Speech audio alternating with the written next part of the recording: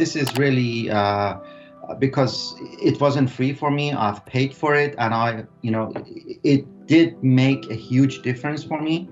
If I wanted to do it on my own, I usually do these trainings on my own. I self-study, but I don't think this one would have been one of them. I wouldn't have grasped the end-to-end delivery of a pen test project unless I had sat a course like this. So yeah, it was really good. I really enjoyed the majority of it, to be honest. Ali's very, very knowledgeable about his subject matter. He's passionate about it, which makes a difference in an instructor that's teaching a course.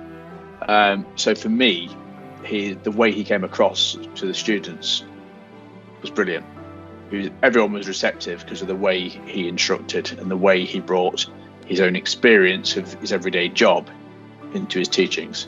So that's commendable, because you can get some really, really dry instructors, and I've had various courses and people teach me in the past, and it's quite easy to switch off if you've got someone that's just talking at you, as opposed to getting the audience and the students to engage with the instructor, which he encouraged quite freely. And a lot of it was open conversation as well, without letting it run away too much.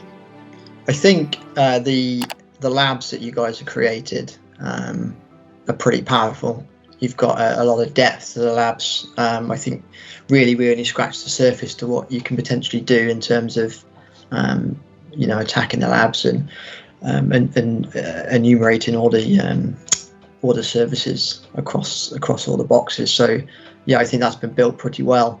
And certainly if people have not got access to have never had access to something like that before, it's a huge deal, and some really good content.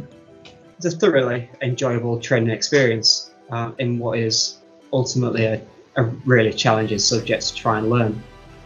The amount of knowledge that has to be absorbed is challenging, but it really gives you the platform to kind of go away and focus your own studies before taking the CRT.